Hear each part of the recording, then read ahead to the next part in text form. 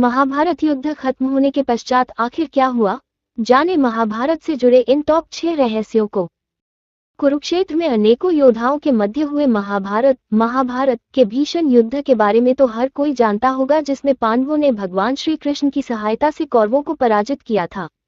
लेकिन क्या आप जानते हैं जब महाभारत का युद्ध समाप्त हुआ तो क्या हुआ, तथा युधिष्ठिर के राजा बनने के बाद उन्होंने कितने वर्षों तक राज्य किया, वो इसके बाद की क्या कहानी है। आइए आपको महाभारत के उन रोचक रहस्यों से अवगत कराते हैं जो शायद ही आपने पहले कभी पढ़े या सुने हो। नंबर 1, जब महाभारत का युद्ध समाप्त हुआ तो युधिष्ठिर को हस्तिनापुर का राजा घोषित किया गया, तथा जब युधिष्ठिर का राजतिलक किया जा रहा था उस समय गांधारी अपने पुत्रों के मृत्यु के शोक से व्याकुल होकर श्री कृष्ण के समक्ष आई तथा उन्हें श्राप देते हुए कहा, जिस तरह तुमने मेरे कुल का नाश किया उसी दर्द से तुम्हारे कुल को भी बुझना पड़ेगा।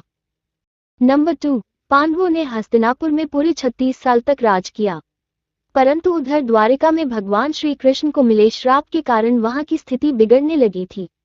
श्री कृष्ण इन सब से छुटकारा पाने के लिए पूरे यादव वंश को प्रभास ले आए, परंतु यहाँ भी भगवान श्री कृष्ण को मिले श्राप के कारण पूरा यादव वंश एक दूसरे के खून का प्यास हो गया और स्थिति इतनी बिगड़ने लगी कि कुछ समय बाद पूरा यादव वंश ही समाप्त हो गया। नंबर 3, इस भयावह संहार को रोकने के लिए भगवान श्री कृष्ण ने अनेकों प्रयत्न किए परंतु सब विफल रहे। एक दिन भगवान श्री कृष्ण एक वृक्ष के नीचे विश्राम कर रहे तब किसी शिकारी ने उन पर ही निशाना साध दिया। क्योंकि भगवान श्री कृष्ण ने मृत्युलोक में जन्म लिया था, अतः ये तो निश्चित था कि उन्हें अपना मनुष्य रूपी शरीर एक न एक दिन त्यागना होगा।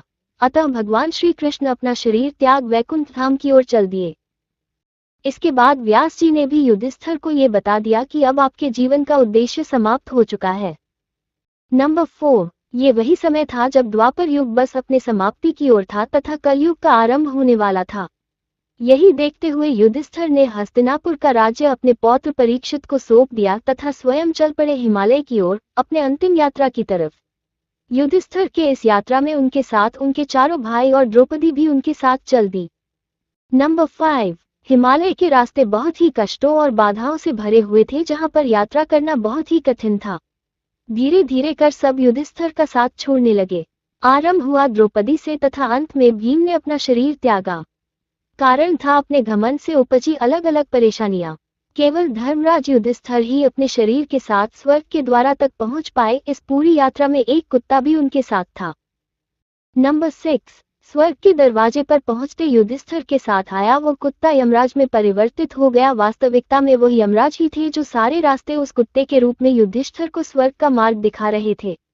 यमराज ने सर्वप्रथम युधिष्ठिर को नर्क दिखाया, जहां द्रौपदी के साथ अन्य चारों पांडव भी मौजूद थे। इसे देखकर युधिष्ठिर उदास हो गए, परंतु बाद में यमराज ने युधिष्ठिर को बताया कि वे अपने कुछ पापों के कारण यहाँ आए हैं, परंतु शीघ्र ही वे स्वर्गलोक में दाखिल होंगे।